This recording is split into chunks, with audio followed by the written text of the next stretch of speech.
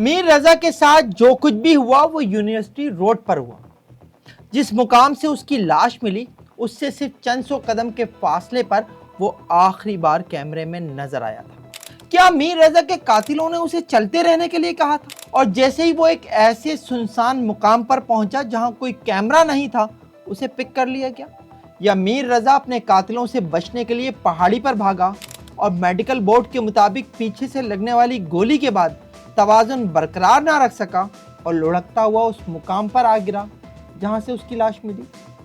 मीर रजा की लाश के एक हाथ में किसी झाड़ी के खुश्क पत्ते क्यों थे? क्या पहाड़ी से गिरते हुए उसने संभलने के लिए किसी झाड़ी को पकड़ने की कोशिश की थी या ये जांकनी के आलम में इज़्तिरारी कोशिश थी? मीर रजा की लाश की इब्तिदाई तस्वीर और वीडियोस में उसके शॉट्स की पॉकेट्स बाहर क्यों निकली हुई हैं? क्या कत्ल से पहले किसी ने उसकी तलाशी ली थी? मीर रजा को लगने वाली गोली के फॉरेंसिक में क्या आया है? क्या ये प्राइवेट सिक्योरिटी गार्ड के उसी पिस्तौल से चलाई गई जो मीर रजा ने किचन की ड्रॉर से निकाला था? मीर रजा की लाश को इब्तिदा में किसी नशे के आदी शख्स की लाश क्यों समझा गया? क्या ये इस केस में पुलिस की इब्तिदाई गलती थी? ये सब और बहुत कुछ मैं आपको बताऊंगा और साथ ही एक ऐसी एक्सक्लूसिव वीडियो भी दिखाऊंगा जिसके फॉरेंसिक से शायद बहुत से सवालों के जवाब मिल सके।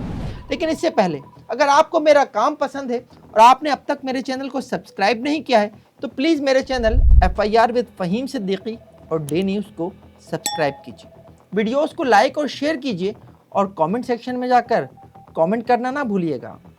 मीर रजा केस में मेडिकल बोर्ड और केमिकल एग्जामिनर की इब्तिदाई रिपोर्ट से बहुत सारे सवालों के जवाब मिल गए हैं, जिसके बाद DIG लेवल के अफसर की सरबराही में आला सतह की तफ्तीशी टीम भी कायम कर दी गई है। अब इस टीम को जिन सवालों के जवाब तलाश करना है आज उसी पर बात होगी और चूंकि अभी भी बहुत कुछ ऐसा है जो सामने नहीं आ सका है इसलिए आज प्रोग्राम के इख्तिताम से पहले कुछ इम्कानात पर भी बात करूंगा, लेकिन शायद वो इस वक्त एक मकबूल बयानिया ना हो। मेरे लिए इस केस में 27 मिनट बहुत अहम है। वो कैसे, ये मैं आपको आगे चलकर समझाऊंगा। फिलहाल बात का आगाज करते हैं मीर रजा के घर से निकलने से। मीर रजा 27 और 28 जुलाई की दरमियानी शब रात के आखिरी पहर अपने घर से रवाना हुआ था। घर के बाहर से हासिल CCTV फुटेज के मुताबिक वो 4:11 पर उस कार में आकर बैठा जो उसने बाइकिया की कार सर्विस से बुक की थी और ये राइड गुलिस्तान जौहर के लिए बुक की गई थी। बाइकिया के रिकॉर्ड के मुताबिक मीर रजा 4:28 पर उस लोकेशन पर पहुंच गया था जो उसने ऐप में ऐड की थी। ऑनलाइन टैक्सी ड्राइवर ने उसे एग्जैक्ट किस मुकाम पर उतारा इसकी कोई CCTV फुटेज तो नहीं मिल सकी है, लेकिन बाइकिया के ड्राइवर ने गुलिस्तान जौहर में उस मुकाम की निशानदही ज़रूर की है जहां मीर रजा गाड़ी से उतरा। मैंने जो है ना ये बैंक से उसकी कहने के मुताबिक उसने कहा था ये रोड ले लो, ये लेके आया, ये पहले कट छोड़ के दूसरे कट जो है ना ये दूसरा कट मैंने इसको लेके आया जो बिल्कुल जिसमें इसी लोकेशन पे होता है। ये जो पानी चला हुआ सफ़ेद कार इसके बराबर मैंने जो था सड़क किया, मैंने उसको उतार दिया 4:28 पे। एहसानुल्लाह ने जिस मुकाम पर मीर रजा को उतारा ये ब्लॉक 1 और ब्लॉक 2 का डिवाइडेड रोड है और इसी रोड पर ब्लॉक 2 में मीर रजा का किचन भी था। लेकिन मीर रजा ने किचन पर गाड़ी रोकने के लिए नहीं कहा बल्कि उसे क्रॉस कर गया। किचन क्रॉस करने के चंद सौ कदम बाद उसने गाड़ी साइड पर रुकवाई और जेब से 1000 रुपये निकालकर ड्राइवर को देता हुआ गाड़ी से उतर गया। ड्राइवर एहसानुल्लाह के मुताबिक उसका बिल सिर्फ 597 रुपये बना था। उसने बाकी रकम लौटाना चाहिए लेकिन उस वक्त तक मीर रजा गाड़ी से उतर चुका था और उसने एहसानुल्लाह को बाकी रकम रखने के लिए कहा और पैदल आगे बढ़ गया। हम भी आगे बढ़ने से पहले एहसानुल्लाह का मुझे रिकॉर्ड कराया गया वीडियो बयान ना देख लें। मीर रजा का जो जिस वक्त जो उसने बुकिंग किया वो 3:57 पे मैंने उसका रेट कबूल किया। जो उसने लोकेशन ऐप के अंदर ऐड किया बिल्कुल एग्जैक्टली मैं वो उसी लोकेशन पे पहुंच चुका हूँ। उसकी लोकेशन पे पहुंच गया तो वो टाइम था 4:06 4:07 मैंने उसको फ़ोन किया मैंने बोला भाई हम आपके लोकेशन पे पहुंच गया आप आ जाए। वो उसने कहा था भाई 2 मिनट में मैं आ रहा हूँ। وہ آ چکا ہے 2 منٹ بعد آ چکا ہے. 4:09 میں نے ریٹ اسٹارٹ کیا. اس نے کہا تھا لوکیشن کو چھوڑو، اب میں آپ کو راستہ بتاتا ہوں، جس راستے پہ میں آپ کو بتاتا ہوں اسی راستے پہ چلو. تو بالکل میں اس کے کہنے پہ چلا گیا، میں اس کے راستے پہ چلا گیا. یہ جو تھوڑا سا اوپر پہاڑی جیسے چڑھائی بنا ہوا ہے اسی پہ چڑھ کے اسے اتار کر کے تو پہلے گلی آئے گا. پہلے گلی میں نے لے لیا. پہلے گلی کی جیسے نیچے اتر گیا وہ بینک آتا ہے، پھر اس نے گاڑی بولا یہ روڈ سے تھوڑا سا 1 وے لے لو. میں نے 1 وے لے لیا. وہ اس نے بولا ادھر کھڑا کر دو گاڑی. جس جگہ پہ اس نے لوکیشن دی ہے بالکل ایگزیکٹلی میں نے اسی کی لوکیشن پہ چھوڑ دیا. گھر سے روانہ ہونے کے 27 منٹ بعد میر رضا پہلی بار گلستان جوہر میں کسی کیمرے کی فوٹیج میں نظر آیا، اور یہ کیمرہ اسی گیسٹ ہاؤس کا ہے جس سے متعلق بہت ساری کہانیاں آپ سن چکے ہیں. گیسٹ ہاؤس کے سی سی ٹی وی کیمرے کی فوٹیج کے مطابق 4:33 اور 23 سیکنڈ پر میر رضا چلتا ہوا کیمرے کے فریم میں انٹر ہوا ہے. لیکن یہ وہ روڈ نہیں ہے جس پر وہ بائیکیا کی کار سے اترا تھا. یہ اس مقام سے چند سو قدم دور ہے، اور یہ گلستان جوہر بلاک 1 اور بلاک 1A کا ڈیوائیڈڈ روڈ ہے. میر رضا کا موبائل اس کے ہاتھ میں تھا جس کی لائٹ مسلسل نظر آ رہی ہے. میر رضا تقریباً 31 سیکنڈ اس کیمرے میں نظر آیا، اور 4:33:57 پر وہ اس کیمرے میں نظر آنا بند ہو گیا. اور پھر اس مقام سے چند سو قدم کے فاصلے پر تقریباً 1.5 منٹ بعد 4:35:03 پر وہ اسی روڈ پر واقع ایک شادی ہال کے باہر لگے کیمرے کے فریم میں ان ہوتا ہے. اور یہ اس کیس کی سب سے اہم فوٹیج ہے. ایسا کیوں ہے یہ میں آپ کو آگے چل کر بتاؤں گا. اس فوٹیج میں میر رضا جو اس ڈبل روڈ پر پہلے دوسری جانب چل رہا تھا اب آئی لینڈ کے اس طرف آ چکا ہے. اس کا رخ یونیورسٹی روڈ کی طرف ہے جہاں BRT پر کام ہو رہا ہے. یونیورسٹی روڈ کے قریب پہنچ کر وہ 4:35:37 پر اپنا آئی فون سڑک پر ہی پھینک دیتا ہے، اور مزید 11 سیکنڈز بعد وہ یونیورسٹی روڈ کے سروس روڈ پر ٹرن لیتے ہوئے اس کیمرے کے فریم سے بھی باہر نکل جاتا ہے. یہ وہ مقام ہے جہاں سے ہمیں سی سی ٹی وی فوٹیج میں میر رضا گزرتا ہوا نظر آتا ہے. میر رضا سامنے سے چلتا ہوا آ رہا ہے، اور اس کے آنے کے بعد یہ وہ ایک ہوٹل ہے. اس ہوٹل کے سامنے ہی وہ اپنا موبائل فون پھینکتا ہے، اور اس کے بعد جو ہے وہ اس مقام سے وہ ٹرن ہو جاتا ہے اس سروس روڈ کے اوپر. یہ سروس روڈ اس یونیورسٹی روڈ کے بالکل ساتھ ہے، اور یہ جا رہی ہے سماما کی طرف، اور اس مقام کی طرف بھی جہاں سے اس کی لاش ملی ہے. اور اس سے آگے جو ہے ایک اور مقام ہے جہاں کی سی سی ٹی وی فوٹیج جو ہے وہ میں آپ کو دکھاؤں گا، اور اس سے آگے جو ہے وہ روٹ بھی دکھاؤں گا جہاں سے میر رضا جو ہے وہ گزرا. اور پھر اس کی آخری فوٹیج ہے اسی سروس روڈ کی جہاں 4:38:11 پر میر رضا ایک رینٹے کار کے شو روم کے باہر لگے ہوئے کیمرے کے فریم میں ان ہوتا ہے، اور 4:38:27 پر فریم سے آؤٹ ہو جاتا ہے، اور اس کا رخ اس مقام کی جانب ہے جہاں سے 29 جولائی کو اس کی لاش ملی. اب اگر ہم اس مقام سے چند قدم آگے چلیں اور یہ دیکھتے ہوئے چلیں کہ میر رضا جو ہے اگر اسی جگہ سے چلتا ہوا جا رہا تھا اور رات کا آخری پہر بھی تھا، تو یہ جو آپ دیکھ رہے ہیں کہ درختوں کے پیچھے سے ایک لائٹ نظر آ رہی تھی، یہ لائٹ جو ہے یہ اس مسجد کی ہے. اس مسجد کے نیچے سے میر رضا کی لاش ملی ہے. تو یہ وہ چیز ہے جو تھوڑا سا اس معاملے کو ابھی بھی انکلیئر کرتی ہے کہ آخر کیا وجہ تھی، یہ کیسے ممکن ہوا کہ میر رضا جو صحیح سلامت صحیح حالت میں چلتا ہوا اس مقام سے گزرا ہے، اس مسجد کے نیچے سے پھر لاش ملتی ہے، جو یہاں سے زیادہ دور نہیں ہے. اگر میں یہ کہوں تو چند قدم ہی ہوں گے اس مقام سے جہاں سے وہ چلتا ہوا جا رہا ہے. یعنی میر رضا کے ساتھ جو کچھ بھی ہوا ان چند سو قدم کے دوران ہوا ہے. آپ تصور کریں رات کے آخری پہر اس مقام پر ویرانی اور سناٹے کا کیا عالم ہوگا. اس مقام سے کرائم سین یعنی جہاں سے لاش ملی وہاں تک کوئی عمارت ہی نہیں ہے جس پر کوئی کیمرہ انسٹال ہو. ایک طرف یونیورسٹی روڈ ہے، دوسری طرف پہاڑی، اور درمیان میں نرسری. یونیورسٹی روڈ کئی سالوں سے زیر تعمیر ہے اور اس پر کیمرے کا تو ابھی کوئی تصور بھی نہیں ہے. جب میں نے اس مقام پر موجود مختلف لوگوں سے بات کی تو مجھے بتایا گیا کہ رات کے اوقات میں لوگ عموماً یہاں سے گزرنے سے گریز کرتے ہیں، اور اگر کوئی موٹر سائیکل پر بھی ہو تو وہ اسپیڈ میں گزر جاتا ہے۔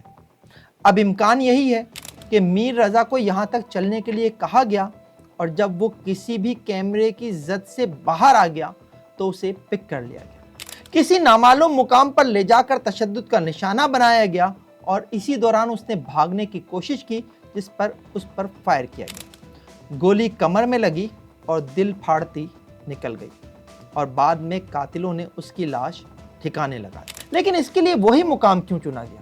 جس طرح بڑھتا ہوا وہ آخری فوٹیج میں نظر آیا ہے۔ ایک امکان یہ بھی ہے کہ میر رضا سروس روڈ پر چلتا ہوا اس مقام تک پہنچ گیا تھا جہاں جھاڑیوں کے پیچھے سے اس کی لاش ملی۔ قاتلوں نے اسی مقام پر اسے تشدد کا نشانہ بنایا۔ وہ کسی طرح ان سے بچتا ہوا پہاڑی کی طرف بھاگا۔ وہ تقریباً پہاڑی پر چڑھ چکا تھا کہ اسے پیچھے سے گولی لگی اور وہ لڑکتا ہوا اس مقام پر آ گرا جہاں سے بعد میں اس کی لاش ملی۔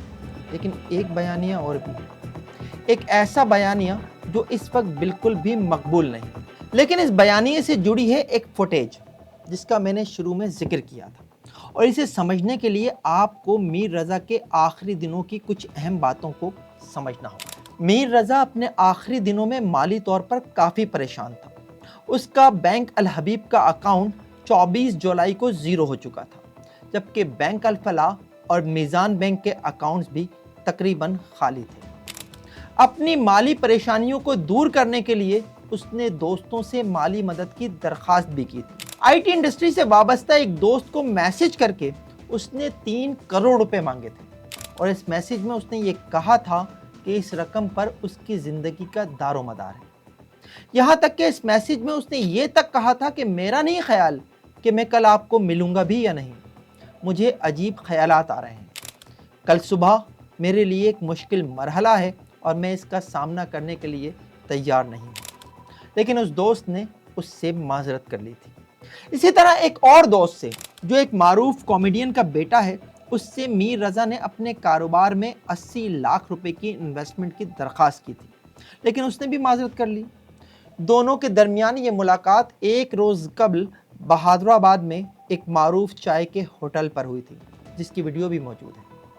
مالی مدد کے لیے میر رضا کے کیے گئے ایک میسج جس میں اس نے مانگی گئی رقم پر اپنی زندگی کا دار و مدار قرار دیا تھا، ایک طرف اس کی ذہنی حالت کی عکاسی کرتا ہے تو دوسری طرف اس میسج سے یہ بھی محسوس ہوتا ہے کہ اسے کسی قسم کی تھریٹ کا سامنا تھا۔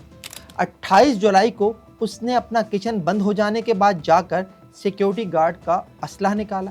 گھر جانے کے بعد زیر استعمال گاڑی جو رینٹ کار کی تھی اسے خالی کیا، اپنے سوشل میڈیا اکاؤنٹس اور واٹس ایپ ڈیلیٹ کیا، اپنے بینک الفلاح کے اکاؤنٹ سے والد اور والدہ کو بالترتیب 15,000 اور 20,000 روپے ٹرانسفر کیے، جس کے بعد اکاؤنٹ میں صرف 720 روپے بچے۔ پھر اس نے اپنے پاس موجود 40,000 روپے کیش میں سے 39,000 روپے والدہ کے سرہانے رکھے اور صرف 1,000 روپے لے کر رائڈ کرا کر گلستان جوہر کے لیے نکل گیا۔ میں میر رضا کے فون کا CDR یعنی کال ڈیٹا ریکارڈ بھی حاصل کر چکا ہوں، اور CDR کے مطابق اس رات یعنی 28 جولائی کو اس کے فون پر 4:07 پر بائیکیا کے کار ڈرائیور احسان اللہ کی آنے والی کال آخری کال تھی۔ اس کے بعد اس کے فون پر 4:20 سے لے کر 4:22 تک اس کی منگیتر، جس سے اس کا 2 روز بعد نکاح ہونے والا تھا، اس کے 8 میسیجز ہیں جن کا میر رضا نے کوئی جواب نہیں دیا، اور 4:22 پر جوہر موڑ کے مقام پر اس کے فون کے سگنلز آنا بند ہو گئے تھے۔ شاید اس نے فون ایروپلین موڈ پر ڈال دیا تھا، کیونکہ جوہر میں کار سے اترنے کے بعد پیدل چلتے ہوئے اور فون پھینکتے ہوئے بھی فون کی لائٹ سے یہ تو پتہ چل رہا ہے کہ فون آن تھا۔ میر رضا جوہر پہنچنے کے بعد کہاں کہاں سے گزرا یہ میں آپ کو دکھا چکا ہوں۔ اب ذرا واپس اس شادی ہال کی ویڈیو کی طرف چلتے ہیں جس کا میں نے شروع میں ذکر کیا تھا۔ اس ویڈیو میں میر رضا 4:35 اور 47 پر فریم آؤٹ ہو جاتا ہے۔ میر رضا کیس میں شاید یہ واحد CCTV فوٹیج ہے جس میں آڈیو بھی موجود ہے۔ کیوں نہ اس ویڈیو کو ذرا آگے تک دیکھتے ہیں۔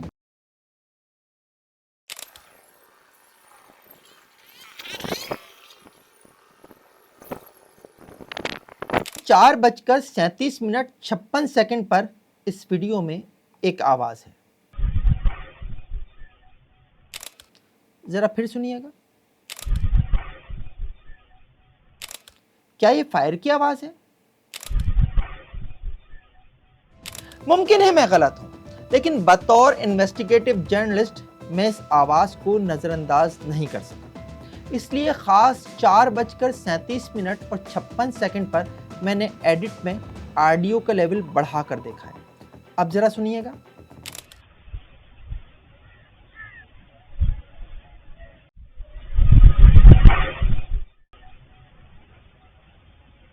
ये एक ऐसी चीज थी जिसने मुझे चौंका दिया। मैं अभी भी नहीं कहता कि मैं 100% दुरुस्त हूं। इसका फैसला इस वीडियो के फॉरेंसिक से किया जा सकता है, लेकिन एक बात और भी अहम है, और वो है इस आवाज की फौरी बाद शादी हॉल के बराबर वाली बिल्डिंग के चौकीदार का बाहर आना। वो ना सिर्फ अचानक बाहर आया, बल्कि उसने लाइट ऑन करके इधर उधर डाली भी, जैसे कुछ समझने की कोशिश कर रहा हो। उसके इस तरह बाहर आने से भी मुझे ये तासुर मिला है कि फायर की आवाज उसने भी सुनी, और क्या हुआ है ये देखने के लिए वो बाहर आ गया।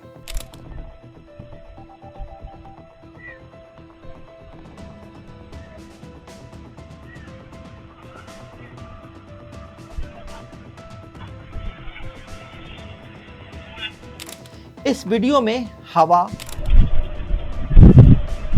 ट्रैफिक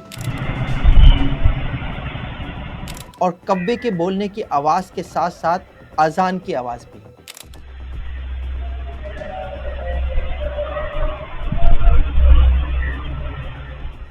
और जानते हैं ये किस मस्जिद की अजान की आवाज है?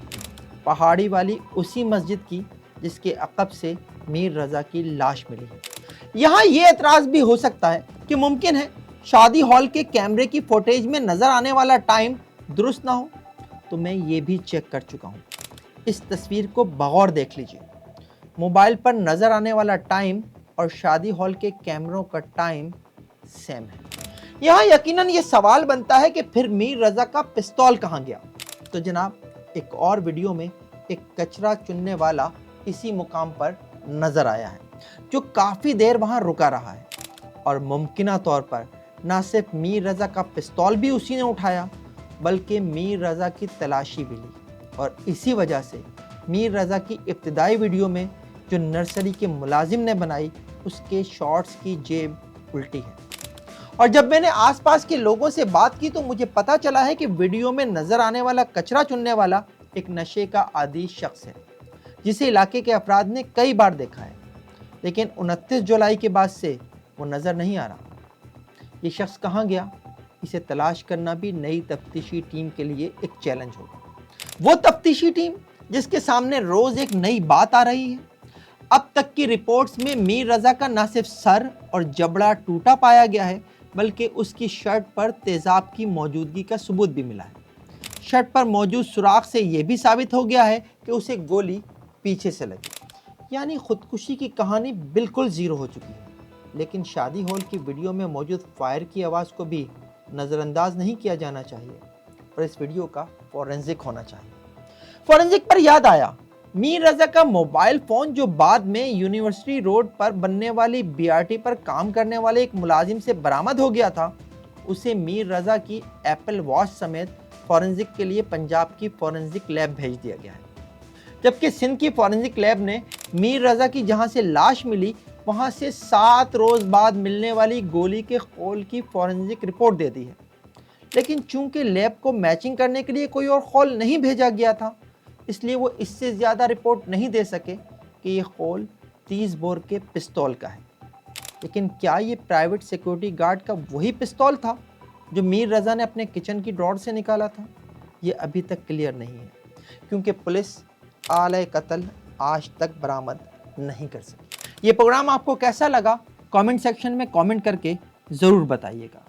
देखते रहिए FIR, जब तक जुर्म बाकी है।